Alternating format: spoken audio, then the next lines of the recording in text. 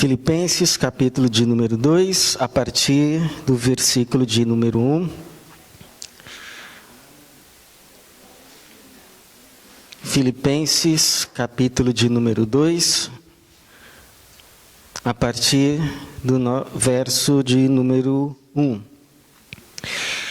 Portanto, se há em Cristo alguma exortação, alguma consolação de amor, alguma comunhão do Espírito, se há qualquer sentimento profundo ou compaixão, completai a minha alegria, para que tenhais o mesmo modo de pensar, o mesmo amor, o mesmo ânimo, pensando a mesma coisa.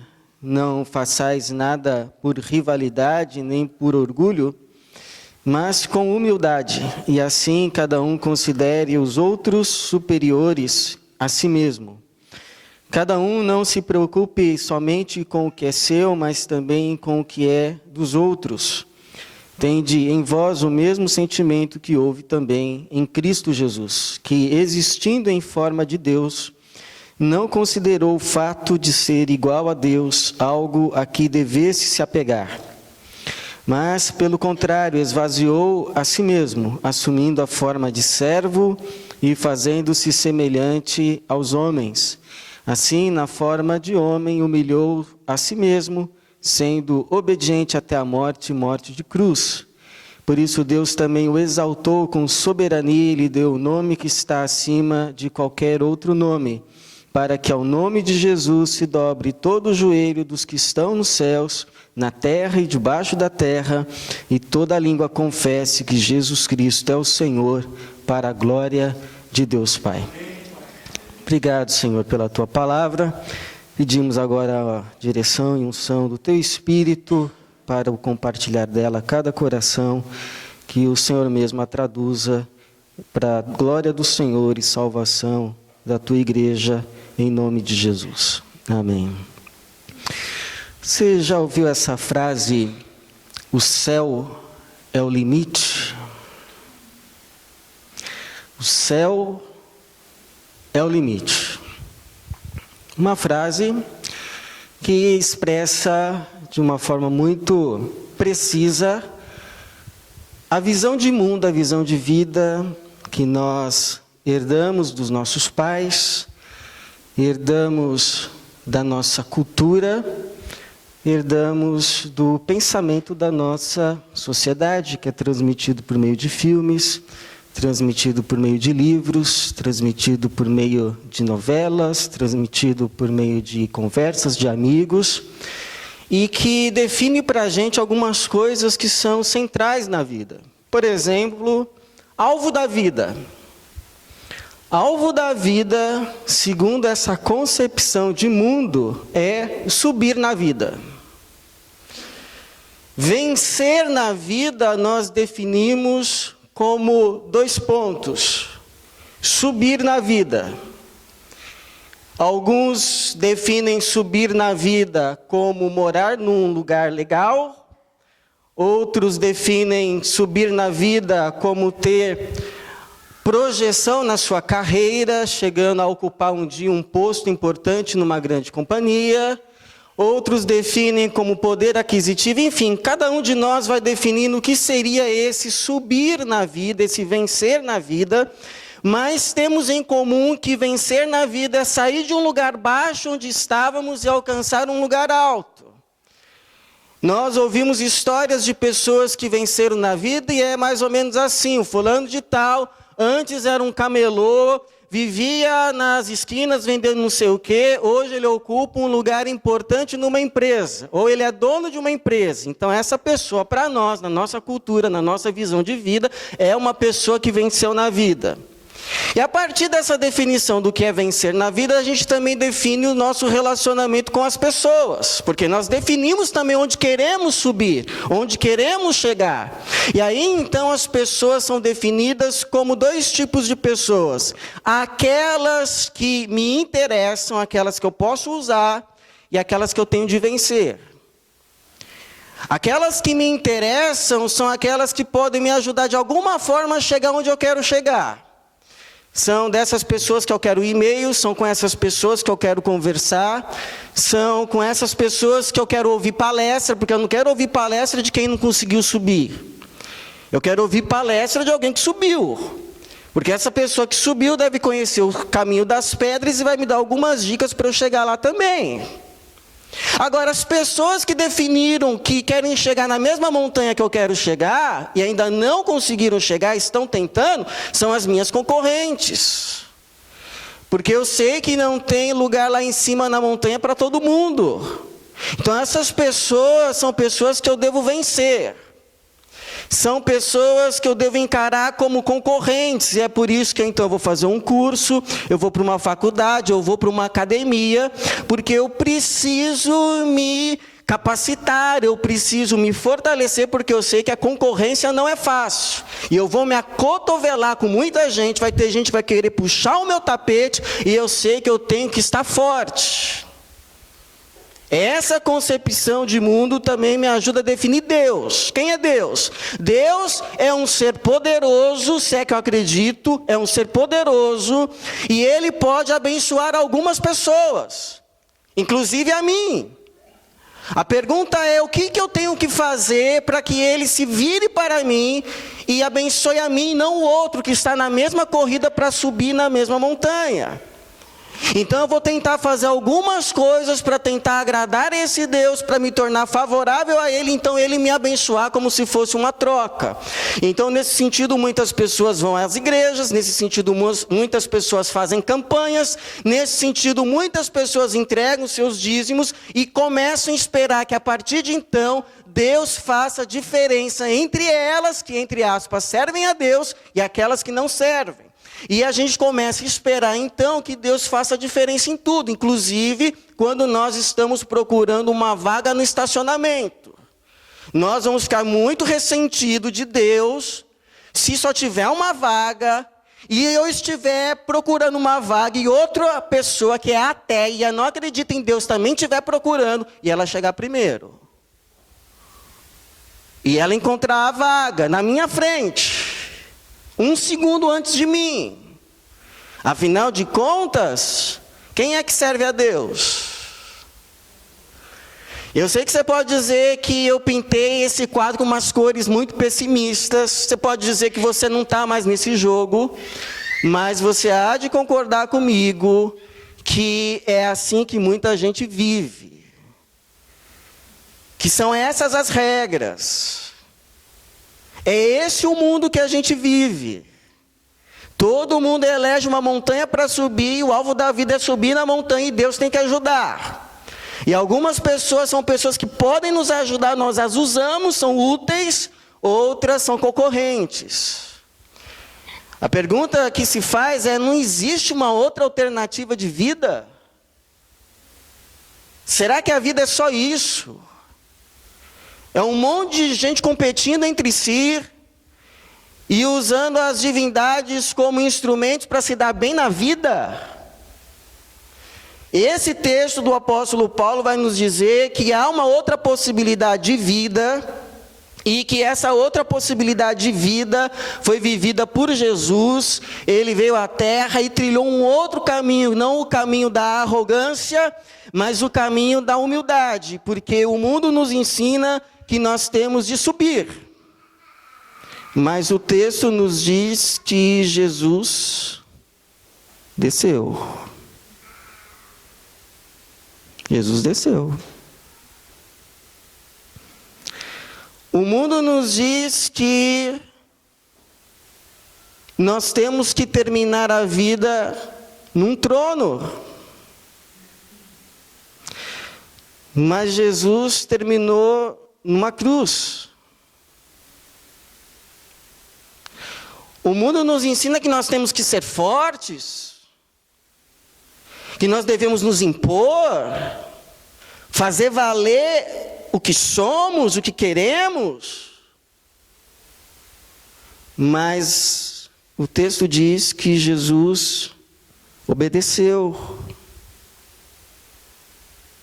se humilhou. E se esse Jesus, o servo sofredor, nos outorgou o seu Espírito, será que essa presença de Jesus em cada um de nós e na comunidade da fé não produziria em nós visões, revoluções, de um modo diferente de ver, de tratar as pessoas e de encarar a vida? Ou será que a única diferença entre nós e os outros é que todos nós queremos subir a montanha, a diferença é que a gente acredita que existe um Deus? Eu penso que quando o Espírito daquele que desceu e foi à cruz habita, reina, nesse coração começam a haver algumas conversões, algumas mudanças de visão. Primeiro, em relação a como se vê Deus. Deus, quem foi alcançado pela graça do Cristo, não vê mais como alguém com quem se faz negócio, com quem se barganha, com quem se faz trocas, seja do que for. Quem foi alcançado pela graça do Cristo, vê Deus agora como Abba, como o Pai amoroso que a todos e a todas concede a sua graça, dá de graça, e passa a ver então a vida não mais como conquista, mas como presente, e passa a entender tudo o que eu tenho na vida foi me dado.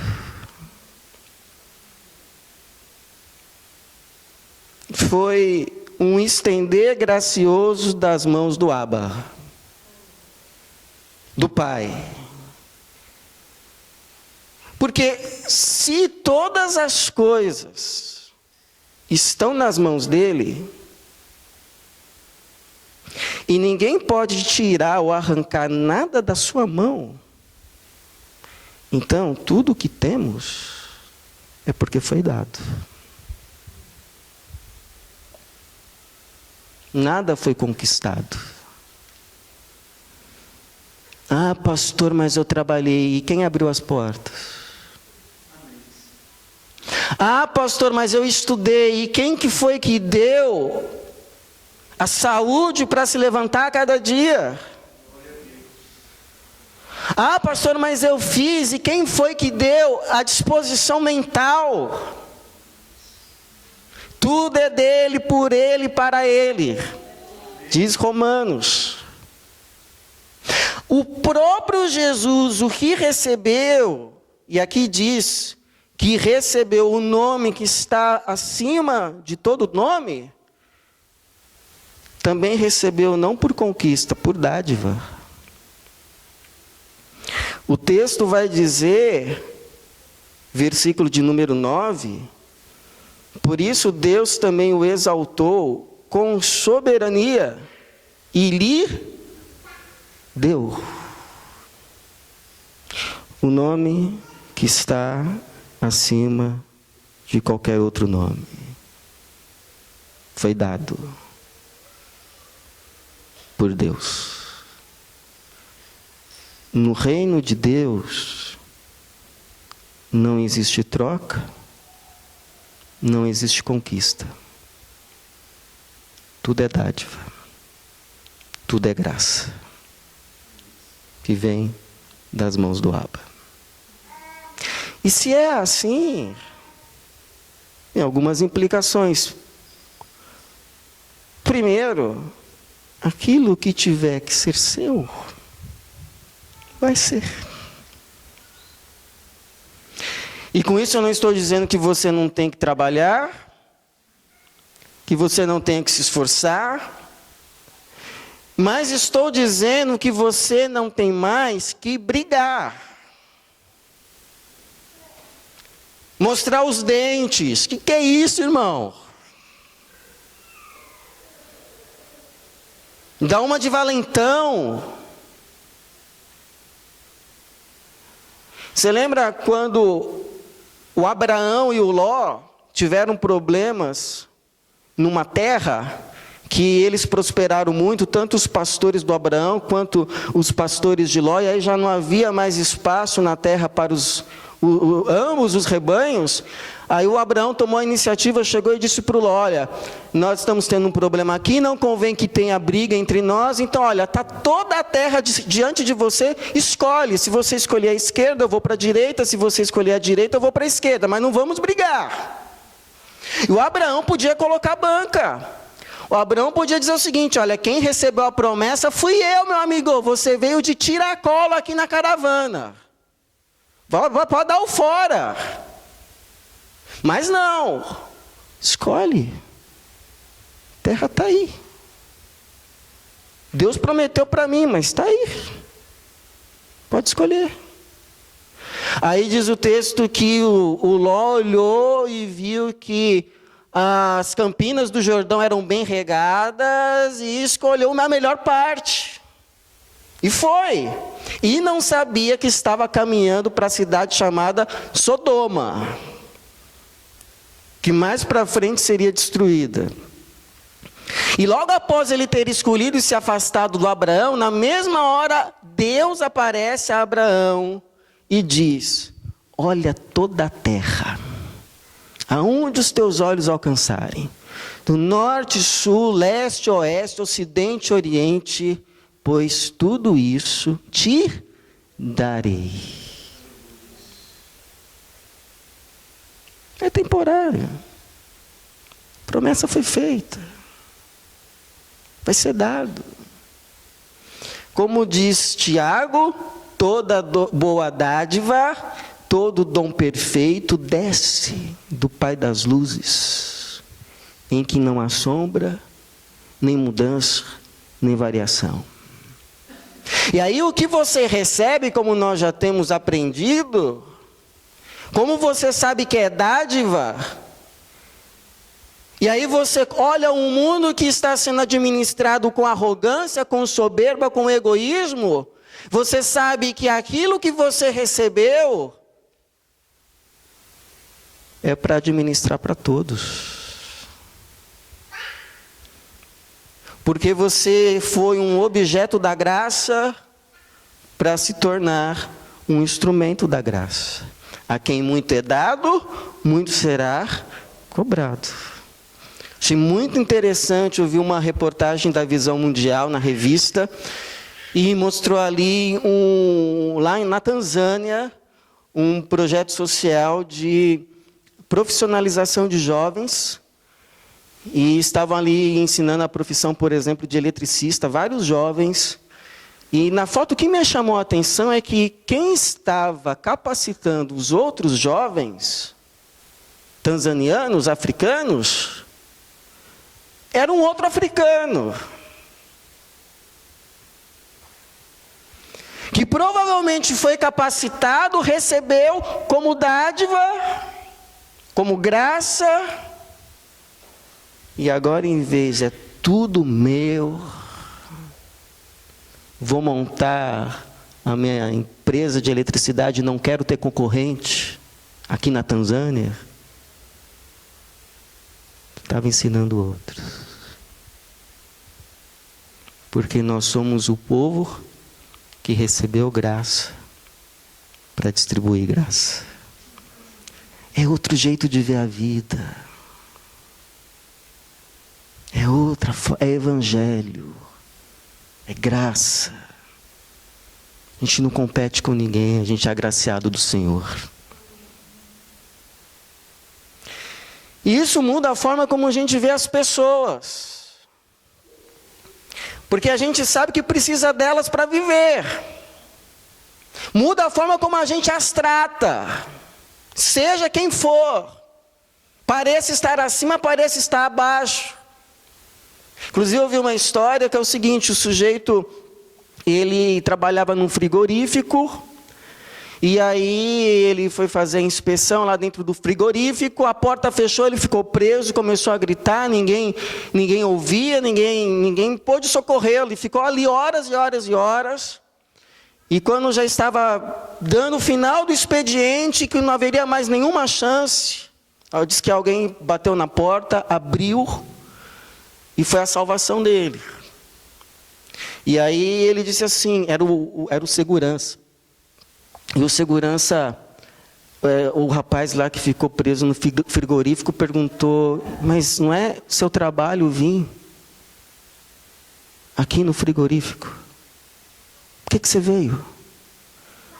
Aí o segurança disse, porque você é uma das poucas pessoas que quando passam por mim me cumprimentam. Tanto de manhã quanto à noite. Eu lembro que eu ouvi o seu bom dia, mas não ouvi o seu até amanhã. E pensei, alguma coisa aconteceu. Então, quem despreza o outro é gente ignorante. Porque esquece que todo mundo veio do mesmo barro. E vai voltar para o barro. Quem trata o outro como igual já é mais esclarecido, porque sabe que todo ser humano é feito à imagem e semelhança de Deus, e isso basta para lhe dar dignidade. Eu sempre estou falando com um igual. Sempre. Não importa quem seja. Eu sempre estou falando com um igual. Agora, quem consegue fazer isso que o Paulo está dizendo aqui, versículo de número 3, tratar os outros como superiores, aí já tem que ser gente de Jesus. Porque esse negócio aqui de tratar o outro como superior, versículo 4, de pensar no que é do outro como se fosse seu, isso daqui é só Jesus que faz, gente. Jesus, que segundo o verso de número 6, existia em forma de Deus, possuía a natureza divina, inclusive o Paulo vai dizer que ele poderia ter reivindicado para si adoração, reivindicado para si domínio, ter pego a coroa e colocado na sua cabeça e dito, sou o governante do universo, não o fez. Ele poderia ter olhado e dito, bom, eu tenho a mesma natureza divina que o Pai, eu quero ser o regente de tudo isso daqui, mas diz o texto que ao invés disso, não se apegou a esse direito, mas se esvaziou, assumiu a forma de servo, foi obediente até a morte, ou seja, se submeteu a um igual. Se Jesus se submeteu a um igual que era o Pai, nós só conseguimos essa proeza miraculosa de humildade, de tratar uma outra pessoa que eu sei que é igual, não é questão de sentimento de inferioridade, mas com dignidade, que a coloca acima, só se o Espírito de Jesus estiver aqui, gente. Só. Isso aqui não é humano. Humano é querer colocar o outro debaixo dos meus pés. No máximo, tratar olhando no olho. Mas de baixo para cima. Aí. Mas é isso.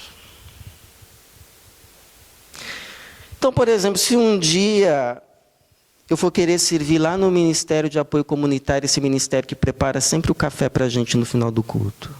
Estou como pastor. Mas eu vou lá servir, porque a Rose fala, é sim, senhora.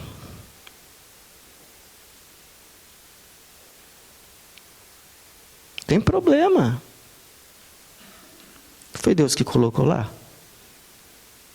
É sim, senhora. Agora, se um dia um subalterno como eu disser, mas Rose, posso dar uma opinião?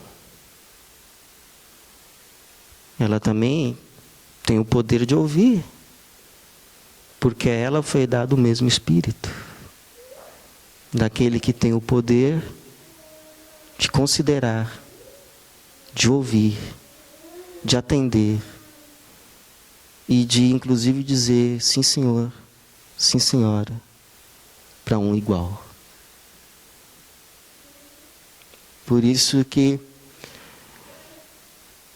o Paulo vai dizer: sujeitai-vos uns aos outros no temor de Cristo. Sujeitai-vos uns aos outros no temor de Cristo.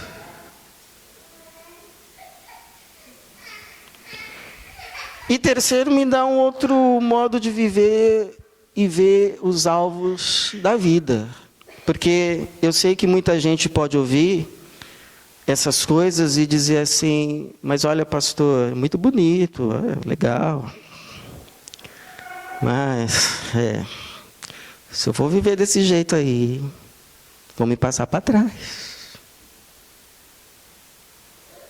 Vão montar em cima. Vão querer me fazer de bobo. E eu tenho temperamento, meu sangue é quente, pastor. Meu sangue é quente. Podem me passar para trás. E é verdade, podem mesmo. Porque Jesus foi viver dessa forma aqui e morreu. Morreu. Na perspectiva humana, Jesus fracassou. Porque Messias vitorioso, naquela época, era quem destronasse o imperador e sentasse lá no trono e falasse: Israel é que manda aqui agora. Messias que termina na cruz fracassou. Mas quem disse que a história termina aqui? Quem disse que a vida é só isso aqui? Quem disse? Quem disse, quem vai dizer, quem venceu na vida, ou quem perdeu, quem teve sucesso, ou quem fracassou, vai ser o Bill Gates? Quem disse? O texto continua e vai dizer, 8, assim na forma de homem humilhou-se a si mesmo, sendo obediente até a morte, morte de cruz. Mas não termina aqui no verso 8. Terminou aqui para os inimigos dele, que acham que terminou ali. Mas, verso 9, por isso Deus também o exaltou. Com soberania lhe deu o nome que está acima de qualquer outro nome, para que ao nome de Jesus se dobre todo o joelho dos que estão nos céus, na terra e debaixo da terra, e toda a língua confesse que Jesus Cristo é o Senhor, para a glória de Deus Pai. Jesus desceu. Foi obedecendo, foi descendo, foi obedecendo e foi descendo, foi obedecendo, não tinha mais lugar para descer, só tinha a cruz e foi para a cruz. Porque cruz era o lugar mais baixo. Era a morte só para os escravos e para os criminosos da pior estirpe. Jesus desceu, desceu, desceu, foi obedecendo e descendo, obedecendo e descendo, obedecendo e descendo. Morreu. Mas Deus se levanta e diz: espera aí. Inferno festejando Deus, espera aí. Os fariseus, saduceus e os inimigos da cruz festejando Deus, espera aí. A história não terminou aqui. Terceiro dia, Deus o ressuscita. Depois de 40 dias, o eleva aos céus. Eu imagino a festa dos anjos no céu. Jesus chegando como vencedor. Todos os anjos, potestades, se dobrando diante daquele que venceu. O cordeiro que foi morto, mas venceu. Todos se prostrando. E diz Paulo que lá na cruz ele venceu também todas as potestades do ar. Todo o poderio do inferno se dobrou. Como se Deus tivesse mostrado o trono. E dito: você poderia ter pego, e não pegou, obedeceu, agora é teu. E Deus colocando a coroa do governo do universo sobre a cabeça de Jesus.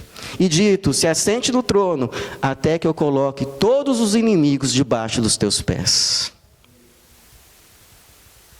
Todos os inimigos. E diz que quando todos os inimigos forem colocados debaixo dos seus pés, e o último é a morte, Jesus não vai falar: ah, finalmente tudo é meu.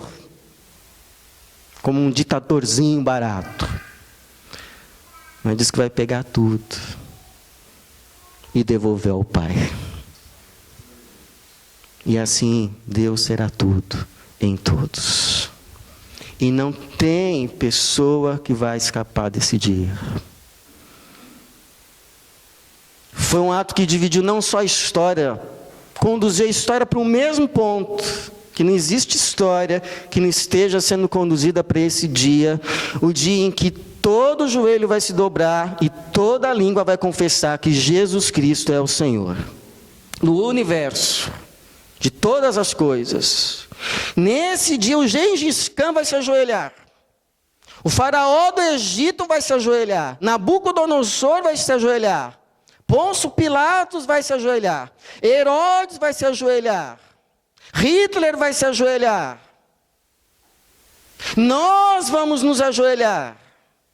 Agora que nesse dia não estejamos apenas à direita, apenas ajoelhados, mas que estejamos também à sua direita. Por isso fica diante de nós dois caminhos. O que sobe para descer, ou o que em obediência a Deus pode até descer, para depois subir. E aquilo que a gente pensa, aquilo que a gente faz, como a gente trata os outros, mostra em qual dos dois caminhos estamos. Sempre há tempo de mudar. Por isso fica ainda o convite. Aquele que quiser vir após mim. É cruz, amigo. Mas a história não termina aqui. É andar pela fé. Negue-se a si mesmo.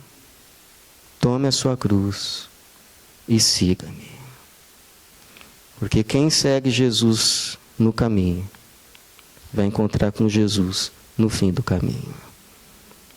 E não há glória maior do que essa. De no final do caminho poder ouvir da boca dele: servo bom e fiel, sobre o pouco foste fiel, sobre o muito te colocarei, entra para a alegria do seu Senhor. Amém.